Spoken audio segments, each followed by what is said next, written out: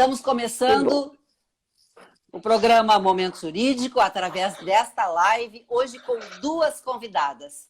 A doutora Luciana Generali Barni e a doutora Melissa Teles Baruffi. Doutora Luciana Generali Barni, graduada em Direito pela URGS, membro da Comissão Especial de Direito de Família e Sucessões da OAB-RS, especialista em alienação parental e comentarista exclusiva do programa Momento Jurídico.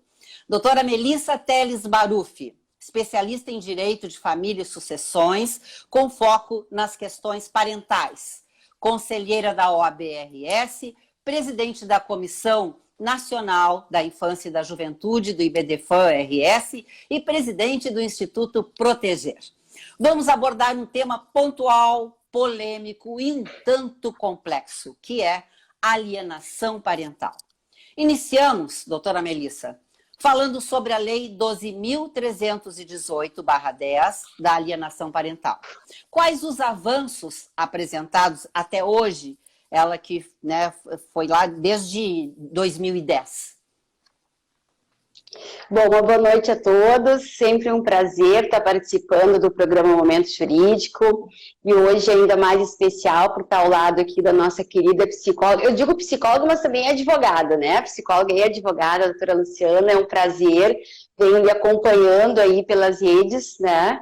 E vendo um trabalho exemplar que tu vem fazendo na proteção dos filhos, né? Diante dos conflitos familiares, que também é a missão do Instituto Proteger. E o Momento Jurídico sempre muito próximo do Proteger, sempre abraçando todas essas temáticas de proteção. Então eu me sinto muito acolhida aqui. É pena que eu não posso aqui citar também tantos amigos queridos que estão entrando, mesmo um beijo especial para todos, né? Espero que a gente consiga usar esse espaço para gerar conhecimento e também reflexões sobre esse tema de tanta importância, tá? Vou ficar segurando aqui um pouquinho enquanto eu vou falar. Bom, a Lei 12.318/2010, ela é uma lei protetiva, né?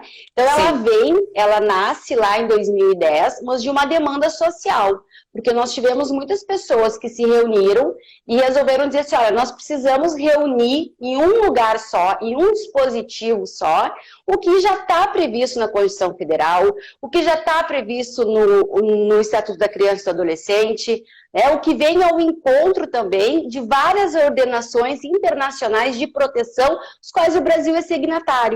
Mas não existia um nome para esse tipo de abuso, porque, na verdade, a alienação parental é um abuso, né? Principalmente em face aí das crianças e dos adolescentes. Hoje nós temos grandes professores, doutrinadores, cito a professora Cláudia Barbedo sempre, na extensão da lei de alienação parental para as pessoas idosas também, né, que também precisam dessa proteção. Então a lei de alienação parental, ela vem para nos auxiliar, é uma ferramenta, inclusive, para o advogado atuar, né? Então eu posso falar com você sobre a lei de alienação parental, cada artigo, então eu só vejo artigos ali protetivos. E a lei da alienação parental no Brasil, ela vem dizer o que é ato de alienação parental, então ela é didática, ela chega a trazer um rol exemplificativo de atos. Então se as pessoas tinham dúvida do que é a alienação parental, o que é o ato de alienar, a gente tem ali na lei, então por isso que ela se torna didática, certo? Outros atos vão ser, obviamente, identificados pelo juiz ou pela equipe técnica que vai estar trabalhando naquele processo. Mas a lei também tem um outro aspecto, Jane, que eu acho que a gente deve salientar sempre, que é uma diferença dos países que têm a legislação. No Brasil, eu não preciso ter a alienação parental instalada para que o juiz faça uma advertência para os pais. Eu posso ter um indício de alienação parental. Por isso que a lei se torna o quê? Preventiva. Porque no momento, no momento em que é identificado um ato de alienação parental, aquele genitor que está alienando o filho, que eu defendo que pode ser uma alienação, inclusive, inconsciente, ele vai ser advertido. E no momento em que ele é advertido, ele tem condições de parar de cometer aquele abuso que ele está cometendo. Então, assim, eu só tenho coisas boas para falar da lei de alienação parental, né? Então, assim, como tu me disseste, o que veio um avanço, né? Me lembro aqui do meu querido, amado professor, mestre, que eu sempre tenho que mencionar ele, Ziano Veloso, né? Que está nos abençoando hoje, de onde ele estiver. Mas do primeiro congresso de alienação parental que nós fizemos na ESA, OAB, lá em 2000, se eu me lembro, 2011, assim que a lei tinha saído, inclusive as pessoas diziam, mas o que vocês vão fazer um congresso nacional para falar o quê? E tem tanto tema para se falar, né, que a gente não consegue esgotar. Mas o Zeno disse o seguinte, então, graças à lei, a gente colocou um holofote nesse abuso. Então, tem muita gente produzindo sobre esse tema. E graças a isso, nós temos aí 10 anos de trabalho, onde a gente pode encontrar muitos estudos, muitos trabalhos realizados brilhantes sobre alienação parental. Então, a lei, ela traz, sim, esse tipo de abuso, né, para o palco, e até hoje a gente está aqui discutindo. Por que a gente discute? Porque ele é muito recorrente, infelizmente. Ele está presente na nossa vida, né, nos nossos processos, e todo mundo conhece alguém que passa por esse tipo de problema. Se deixar, eu vou falar bastante aqui. A luta tá ali, ó. A doutora Luciana agora vai nos falar a respeito da melhor maneira de abordar com os filhos sobre o divórcio, doutora Luciana. Qual o impacto que isso representa para os filhos do casal? Bem, então, essa questão é realmente a minha paixão, o que me levou a chegar à alienação parental. Porque eu defendo a ideia de que o divórcio não necessariamente seja traumático. Eu até utilizo a expressão divórcio do bem. Em que sentido? No sentido de que o divórcio é um acontecimento na vida de uma família, que hoje em dia é muito mais comum do que no passado, porque passou a ser aceito socialmente, mas não necessariamente ele precisa gerar traumas e prejuízos emocionais. Para isso, nós precisamos de um fator básico, que é inteligência emocional desses pais.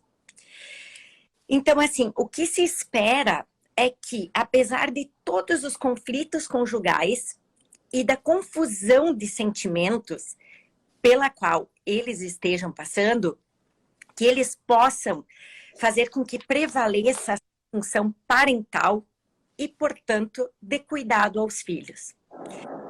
Quanto à tua pergunta, Regiane, qual é a melhor forma de abordar o divórcio com os filhos? Falando a verdade. As crianças, elas sentem que os pais estão antes da separação. Podem não falar com eles sobre isso, mas elas já sentem, sofrem e sabem disso. Então, quanto mais verdadeiros os pais forem, melhor. Independente da idade desses filhos. O principal, e aí linkando com a alienação parental, é manter o respeito por aquele cônjuge que algum dia foi escolhido para ser o pai ou a mãe do meu filho. Então, esses são os 2 pilares básicos para proteger a saúde mental dos filhos no divórcio. Ok. Doutora Melissa, como é realizar a perícia psicológica? Existe uma equipe multidisciplinar. Isso aí pode ser esclarecido por vocês duas, este tema.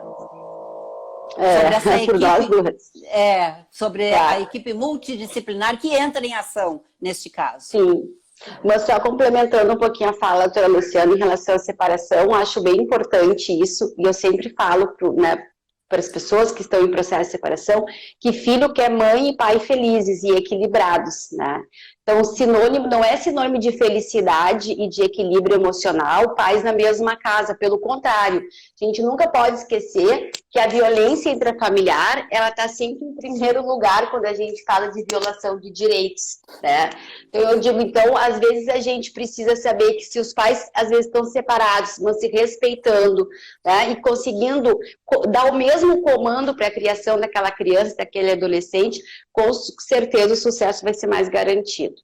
Em relação à equipe, em relação à perícia no processo, ele é muito importante, né? A equipe multidisciplinar no processo, não só no processo de alienação parental, mas em todos os processos que envolvem direito de família, né? Porque, na verdade, nós estamos falando de um processo de família dinâmico, de um processo de família que vem trazendo um rol muito grande de direitos da filiação, coisas que na minha época, que não é muito tempo atrás, porque eu sou bem jovem, né, mas a gente está falando de 20 anos aí, sim, a gente não aprendia isso. Parece que o direito de família era um direito de família exclusivo para o patrimônio, discutir muito mais regime de bens, alguma coisa mais técnica. Hoje nós discutimos o que vem nas mãos do advogado familiarista, né? E do juiz que atua nessa área. Os afetos. E o pior, os afetos que não são bem resolvidos. Então a gente carrega muito peso da dor, né, desse sentimento. Então hoje nós precisamos contar, sim, com uma equipe multidisciplinar. Não só o juiz que precisa da técnica, né, como eu digo, mas o advogado também precisa da técnica. Então a lei, ela nos dá, inclusive, essa possibilidade. Por quê? O advogado faz um pedido lá, eu quero uma perícia social, porque é diferente, né? Perícia social, perícia psicológica, perícia psiquiátrica. Então a gente tem vários tipos de perícia. Às vezes as pessoas colocam tudo perícia como se fosse a mesma coisa. Não é. Importante o advogado também estar atento a isso e saber fundamentar o pedido que ele está fazendo. Mas vamos supor que eu peço uma perícia psicológica no processo. O juiz, ele pode pedir também de ofício essa perícia, se ele entender necessário. Mas muitas vezes quem faz esse requerimento é o advogado. Então, o juiz, ele vai determinar, né, que uma equipe ou aquele profissional, se ele só psicológico, vai ser designado um perito judicial, psicólogo, para fazer aquela perícia. No momento em que o juiz aceita esse meu pedido, abre o meu prazo para eu apresentar o meu assistente técnico. Certo? Então, o advogado, ele pode contratar um assistente técnico, um psicólogo, que vai auxiliar o advogado, que vai elaborar quesitos, né? Para pedir para aquele juiz, para aquele perito que o juiz está indicando, responder os quesitos. Então, a gente fica com uma parte bem completa. Às vezes, existe uma confusão em relação ao assistente técnico e ao perito. São pessoas diferentes dentro do processo, são profissionais diferentes. Mas que nós estamos sempre sugerindo que esses profissionais também conversem, né? Por exemplo, psicólogo, né? É muito normal vir uma parte e dizer, eu quero, ou trazendo laudo, né? Já entra com o processo, instruindo o processo com um laudo do psicólogo da criança, por exemplo, né? Não pode. Sim. Psicólogo não é perito, psicólogo não é assistente técnico, ele é o profissional que cuida daquela criança. Ele pode ser ouvido no processo? Pode, né? Ele pode ser requisitado, né, para ser ouvido pela perícia? Pode. Mas já estou me metendo lá na doutora Luciana, que está ficando nervosa. Mas o advogado, ele tem essa possibilidade de contar com esses profissionais. Então, eu sempre lembro também que quando a gente pede perícia social, perícia psiquiátrica, perícia psicológica, nós também precisamos estar indicando esses profissionais com essas expertise, né? Então, não adianta eu querer botar um psiquiatra para falar com o assistente social, porque às vezes não vai combinar, né, doutora Luciana? Então, ela vai explicar isso para nós. Mas eu fico muito feliz, também, e já aproveito para dizer que nós somos muito sensíveis à morosidade, ao problema técnico, mas assim, as nossas perícias do Tribunal de Justiça, elas estão sendo feitas de uma forma de muita seriedade. Também eu vejo como um avanço da própria lei da alienação parental, que distribui esse pensamento dessa importância de que a gente tem que atuar em rede de proteção. Nós não conseguimos proteger um vulnerável se a gente não estiver em rede, de mãos dadas efetivamente, para que essa proteção ocorra, né? Então, não adianta a gente falar em equipe multidisciplinar, como a Regiane perguntou, se as pessoas não conversarem. Também não vejo uma forma eficiente nesse sentido. Mas trabalho bastante com os assistentes técnicos, gosto bastante de formular quesitos e acho importante a gente esclarecer aos colegas advogados também a importância desses quesitos. Já estava falando sobre quesitos, e aí eu falei, a gente tem os quesitos complementares, aí os quesitos suplementares, e as pessoas falam, mas o que é isso? Não são só os quesitos iniciais? Não, nós não temos só os quesitos iniciais. Nós temos várias formas de quesitos. Né, doutora Luciana? Já está me olhando assim. Doutora Luciana vai nos falar agora a respeito das consequências psicológicas e emocionais que podem afetar as crianças provenientes das falsas memórias. Doutora Luciana. Regiane, antes de eu responder, eu só vou complementar o que a Melissa falou, porque eu trabalho... Pois não. Como foi falado, eu sou psicóloga e advogada, mas eu trabalho só como assistente técnica em processos judiciais, é óbvio, na área da psicologia. Como a doutora Melissa bem falou, o assistente técnico ele tem que ser da mesma área do perito. E eu fico muito feliz quando um advogado de família, como a doutora Melissa colocou agora, trabalha conosco.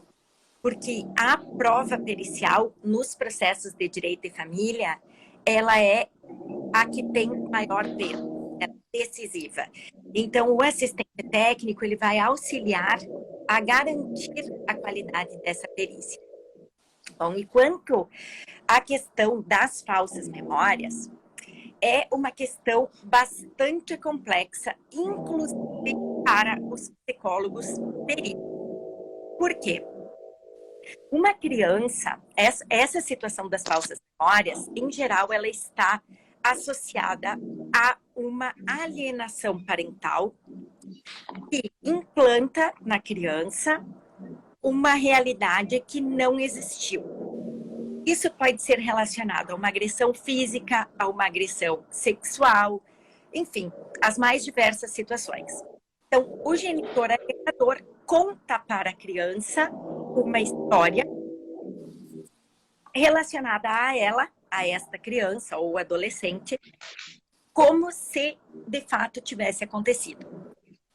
A repetição desta fala faz com que a criança ou o adolescente, mas em geral acontece mais com as crianças, ela vá acreditando naquela fala e aquilo vá se constituindo numa memória. É chamado de falsa memória porque é uma memória de algo que não aconteceu. Porém, e aí vem a resposta à tua pergunta, Regiane. Sim. Neurologicamente, em termos biológicos do cérebro, uma memória real e uma falsa memória têm a mesma estrutura. E para a criança, os sintomas, o sofrimento, a vivência é idêntica. De um abuso, seja físico, seja sexual, efetivamente vivenciado, ou de uma falsa memória em relação a esse abuso, implantada por um genitor ali. Ok. Eu quero avisar a todos que estamos ao vivo também pelo YouTube. Doutora Melissa e doutora Luciana.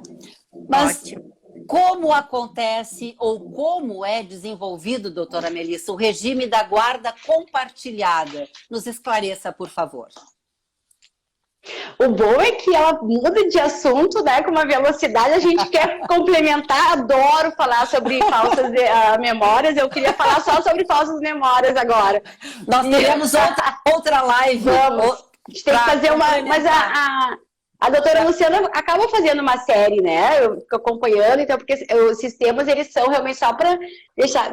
São muito complexos. Então, exatamente. Daria uma live para a gente conversar só sobre implantação de falsas memórias, né? Vamos fazer. Agora, guarda compartilhada também, um assunto super interessante, super importante de a gente conversar. A guarda compartilhada, ela passou a ser uma guarda legal no Brasil, né? E ela sofreu aí também por movimentação social, por necessidade né, de se buscar um pouco de igualdade parental. O que nós estamos vivendo hoje, na verdade, socialmente, eu acho que é a curva da mudança, né, como eu digo assim, nós estamos no auge da mudança. Nós estamos assim, antes o que acontecia?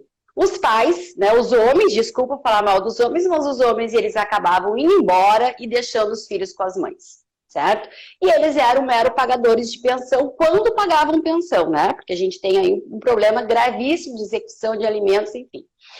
Nós começamos a fazer um trabalho social de conscientização da importância da paternidade responsável. Então, na verdade, nós estamos buscando esse pai para dentro de casa, né? Fora todo o movimento social e econômico que a mulher sai para o mercado de trabalho.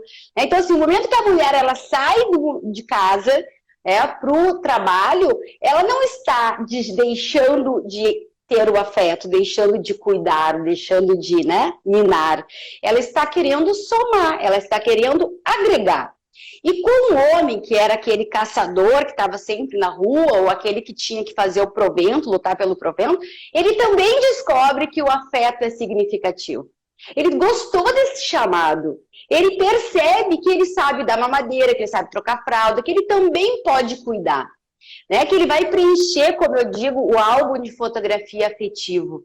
E ele, poxa, isso é legal. E ele começou a contar isso para os outros pais. E eles começaram a vir. Essa é a verdade. Se nós temos uma guarda compartilhada hoje, é porque nós temos pessoas querendo compartilhar mais responsabilidades. Porque, na verdade, a guarda compartilhada, ela é um exercício pleno do poder parental que nunca foi retirado do genitor que não tinha a guarda dos filhos. Né? Só que ficava mais difícil para ele exercer essa guarda. E nós, culturalmente, precisamos abrir esse espaço. Nós, culturalmente, precisamos aprender como lidar com a parentalidade. Já que o conflito da conjugalidade ele é muito sério. Né? Quem é que fica... É difícil tu ficar de bem com esse. Né? Ninguém quer saber de ex, gente. Essa é a verdade. Só que quando tem um filho ali no meio, esse relacionamento, ele não tem fim, na verdade. Só que eu não preciso mais ter um relacionamento com o meu ex. Eu vou ter um relacionamento com o pai do meu filho. Com a mãe do meu filho. É um vínculo eterno, não é, doutora? Exatamente. E eu tenho que saber... Agora, todas as pessoas dizem assim, mas eu não concordo com isso. Eu não concordo, isso não está certo, essa guarda compartilhada, isso é muito difícil, não dá, não quero. Bom, eu tenho que dizer para essas pessoas que, graças a Deus e a trabalho muito árduo, que a gente está conseguindo efetivar o direito de que criança, que adolescente, não são mais objetos. Filho virou sujeito de direito. Isso lá na Constituição Federal não tem nada a ver com lei de alienação parental, porque às vezes as pessoas querem tirar direito revogando a lei de alienação parental. Gente, nós acreditamos no Poder Judiciário. Antes mesmo da lei de alienação parental, o Judiciário já reconhecia atos de alienação parental. Né? Então, eu obviamente vou continuar reconhecendo, porque é um abuso. Então, assim, mas eu não quero porque eu não consigo conversar com aquela pessoa, eu detesto aquela pessoa. Pô, mas eu tenho que olhar agora para o direito da criança, para o direito do adolescente. O filho tem que ter essa possibilidade de conviver. Mas agora, no dia 25 de abril, marcou a data, não é, de conscientização e combate à alienação parental. E muita coisa foi discutida a respeito desse assunto tão polêmico, não é? Tão pontual, não é? Mas eu quero fazer um lembrete, que o programa Momento Jurídico tem o oferecimento de Zafari Bourbon, Economizar é Comprar Bem, Icatu Seguros, Vida para Toda a Vida, Caixa de Assistência dos Advogados do Rio Grande do Sul e a APMPA, Associação dos Procuradores do Município de Porto Alegre. Doutora Luciana, a senhora quer acrescentar mais alguma coisa a respeito da alienação parental? Claro que temos muitos assuntos para debater a respeito deste, né, tema tão polêmico. Teremos outras oportunidades, mas para fecharmos, então, a senhora quer acrescentar alguma coisa a mais? Na verdade, eu só acho importante que as pessoas se deem conta de que a alienação parental é uma forma de abuso psicológico, que as consequências emocionais desse processo podem ser extremamente graves e serão carregadas por esses filhos para o resto das suas vidas. E, portanto, todo cuidado é pouco em um divórcio litigioso. Todas as pessoas da rede desse casal que rompeu devem estar atentas para auxiliá-los na proteção desses filhos. E a melhor forma de todos lidarem com um divórcio é a psicoterapia. Sem dúvida, é o psicólogo que vai poder auxiliar cada um a elaborar o luto do rompimento de uma família que continuará sempre sendo uma família, mas de outra forma. Fico à disposição para qualquer dúvida, quem quiser me chamar lá no meu perfil. Eu adoro falar sobre esse tema, em tudo que eu puder ajudar, estou à disposição. Muito obrigada mais uma vez pela oportunidade. Nós que agradecemos muito a presença de vocês. Doutora Melissa, muito obrigada. Passamos o ano todo, né? Não conseguimos marcar um horário, agora enfim marcamos. Doutora Luciana, que está conosco todas as semanas, agradecemos muito e certamente faremos outras lives, porque este assunto não tem fim. Muito obrigada a todas e a todos que estiveram aqui. Obrigada, gente. E agradecemos obrigada. sempre os esclarecimentos de vocês. Uma boa noite. Tá bem. Quantos beijinhos você ganhou da sua mãe e não lembra? Quantas vezes ela te embalou, cantou canções de ninar e você também não lembra? Você não lembra de muita coisa, mas está tudo, absolutamente tudo, aí, dentro de você. Neste Dia das Mães, apenas deixe transbordar. Quando ficou tudo diferente, ficamos pensando em como poderíamos cuidar ainda mais de você. Quando ficou tudo mais distante, ficamos pensando em como ficar mais próximo. Ficamos pensando em como você poderia ir ao médico de onde estivesse, ficar protegido e ter todos os cuidados em um clique. Ficamos com a telemedicina, para você que tem nossa proteção completa. Porque quando os médicos ficam perto de você, fica tudo bem. Fica com a Icatu que fica tudo bem. Olhei para o relógio, procurando a precisão, e vi que todo mundo precisava de oração. Então eu descobri que para tudo ter sentido nessa vida eu precisava proteção do seu amor.